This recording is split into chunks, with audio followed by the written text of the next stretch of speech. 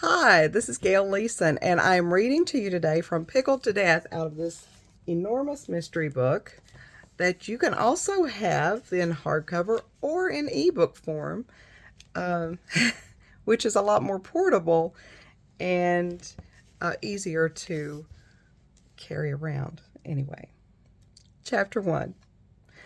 Clutching the steel bar in front of me as I stared down at the metal floor, I heard my boyfriend Ryan laugh beside me as the mechanical beast flung us into the air.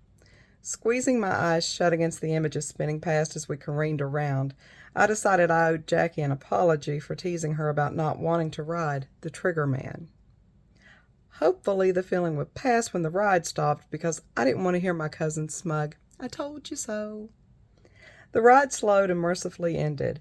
Once my eyes settled back into the sockets, I glanced over at Ryan and smiled as we waited for the ride operator to come and release us from the restraints. "Wasn't that great?" he asked. Rather than lie, I said, "I'm looking forward to the Scrambler." Sure, that ride would sling us around, but it wouldn't have me feeling as if I were in training to be an astronaut. "Yeah, but it'll feel tame compared to this." Exactly. It's always been my favorite. Once the ride operator unbuckled us, I slipped my hand into Ryan's and took a wobbly step forward. "Dudes, that was amazing!" Scott shouted as he ambled toward us. "Didn't you love it? We should go again." Scott was a great guy who thought most things were amazing. He was also a server at my restaurant, the Down South Cafe. The whole gang had come out tonight. In addition to me, Ryan and Scott, Jackie, my right hand at the cafe, Roger, her boyfriend, my best friend Sarah, and her boyfriend John had been eager to attend the first night of the fair. Louis, our busboy, was here with his family. We greeted them earlier while we were waiting for funnel cake. I was regretting the funnel cake after the Trigger Man, but I digress. Winter Garden, Virginia, wasn't the most happening town. So when something as exciting as a fair came to town, most everyone turned out to enjoy the novelty of it. "We need to get over to the exhibit hall and see how Aunt Bess fared," I said. Not only were we, with the exception of Jackie, here to enjoy the rides, but we were also here to support Aunt Bess, who'd entered the pickle-making competition. Mabel Hobbs had won the competition for the past 5 years, and even though Aunt Bess had never competed, she'd entered her pickles this year because she felt the reigning, quote, "big deal," end quote, needed to be taken down a peg or two. I'd been surprised upon arriving at Mom's house last week and asking, "Where's Aunt Bess?" "You'll have to see it to believe it," Mom had said. She'd led me into the kitchen where Aunt Bess was placing cucumber spears into jars. "What are you doing?" I asked Aunt Bess. "I'm making pickles for the fair." She raised her chin and gave me a look of defiance. "I'm throwing my hat into the ring." With a nod of satisfaction, she crammed more cucumber slices into the jars. "Well, I'm throwing my pickles into the ring, not my hat, though I imagine I could make a pretty hat if I put my mind to it."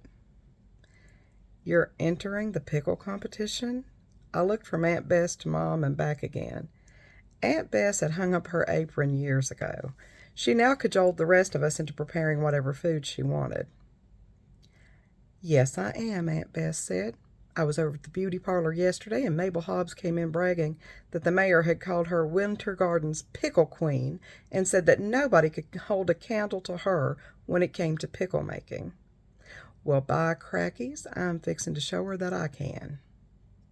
So here we were, getting ready to enter the exhibition hall to see if Aunt Bess had managed to unseat Mabel Hobbs. I wasn't sure what I wanted the outcome to be. If Aunt Bess lost, she'd swear up and down she was cheated and would sulk for days. If she won, she'd be insufferable and, even worse, might decide to take up cooking again. The mail carrier told me at work today that Daphne Martin Jacobs has set up a beautiful display in the exhibit hall, Sarah said. "I can hardly wait to see it." "Me too," Scott grinned. "As soon as we see Aunt Bess's pickles, I'm scoping out Daphne's display." I heard a piercing whistle and turned to see Roger waving his arm at us. Mom and Clark were standing with him and Jackie. "Have fun?" Jackie asked when we joined them. It was, exhilarating. You should give it a try. I turned to Mom. Is Aunt Bess already in there? She nodded. I'm half afraid to go see how she fared. I was thinking the same thing. I took Mom's arm and smiled up at Clark as we walked. He was the town's only doctor. You wouldn't happen to have any mild sedatives on you, would you? Do you really think we'll need them? He asked. Inclining my head, I answered, well, I'd imagine elephant tranquilizers might be more appropriate, but those would be overkill. Not by much, Mom muttered. If she loses, I'm running off to Tahiti for a week. And if she wins? Clark asked. A month, she winked. Want to go? Before he could answer, a large, sweaty, naked man burst through the door of the exhibit hall and ran past us. My jaw dropped. Did I just see what I thought I saw? Yep, Jackie said.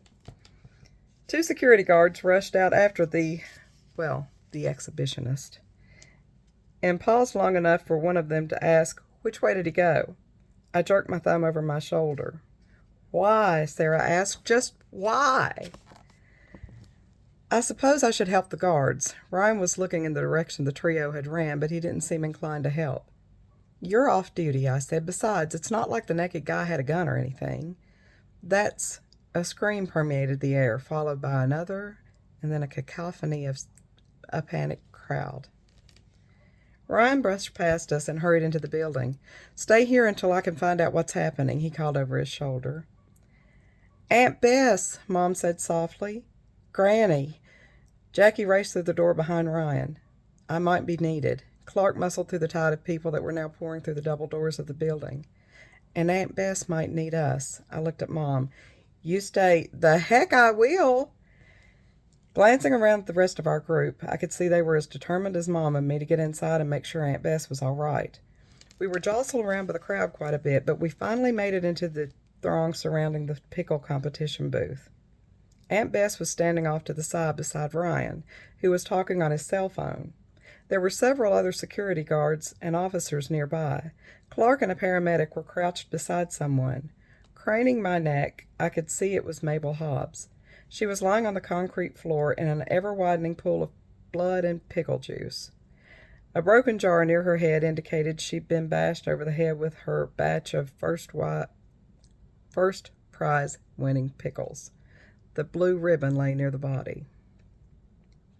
Jackie managed to break through and get Aunt Bess and envelop her in a hug. Granny, what happened? Are you all right?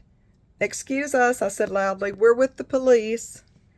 Technically, we were. Ryan was the police, and we were here with him. Grabbing Mom's arm, I pulled her with me over to where Aunt Bess, Ryan, and Jackie were standing. I don't know what happened, Aunt Bess was saying. I turned around to watch the streaker like everybody else, even though that whole incident was a disappointment. She scoffed. I reckon people you'd actually want to see running around nude would never do such a thing, would they? But what about Mabel Hobbs? Mom asked. Aunt Bess screwed up her face. Ugh, no. Who'd want to see Mabel in her birthday suit? They were joined by a uniformed deputy before Mom could clarify her question. After speaking to Ryan, the deputy turned to Aunt Bess. Can you tell me what happened here?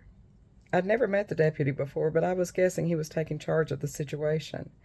I was giving Mabel Hobbs a piece of my mind when I heard a commotion going on in the middle of the exhibit hall, and I looked to see what was going on, she said. It was that streaker. When I realized he was nothing to write home about, I turned back to Mabel, but there she was lying on the floor.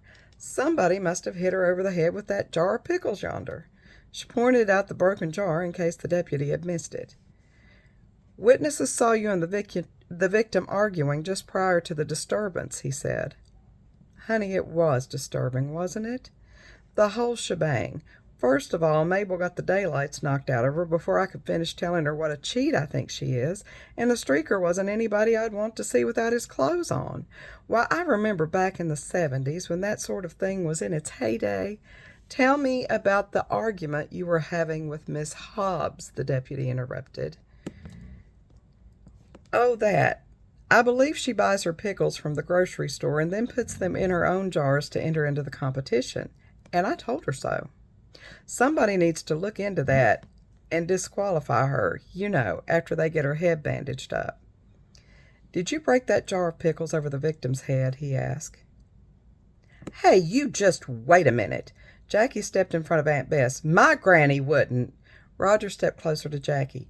Let Aunt Bess answer the question. She can tell him herself that she didn't do anything wrong. Thank you, Roger. Aunt Bess lifted her chin. Jackie is right, though. I'd never have hit Mabel with those pickles. I need them for evidence that she cheated. Let's just hope she has another jar stashed somewhere and that we can use those to prove they're store-bought. Besides, you can't haul off and smack a body in the head with a thick jar like that, especially somebody old like Mabel. It's liable to kill her. I caught Clark giving the paramedic a slight shake of his head. He straightened, and the two men spoke quietly for a moment before the paramedic and his partner loaded Mabel Hobbs onto a gurney and carried her through the back exit of the building. Clark came over to where we were standing. I'm going to accompany the paramedics to the hospital. I hope Mabel will be okay, Aunt Bess said. I need to take you down to the station and get a formal statement from you, the deputy told Aunt Bess. A formal statement? She frowned. I've already told you everything I know. I don't think that's necessary this evening, Ryan said. Sheriff Billings is a personal friend of the family, and I'm sure he'd prefer to question the witness himself. The deputy's jaw tightened. I'll call and ask him about that. Please do. Ryan turned to us. Let's go. As we were walking out, Sarah and John flanked Aunt Bess. Sarah worked for the only attorney in town, and John was in law school. Ryan took my hand, and I gave him a grateful smile. Sorry you didn't get to ride the scrambler, he whispered. That's okay. I believe I'm scrambled enough as it is.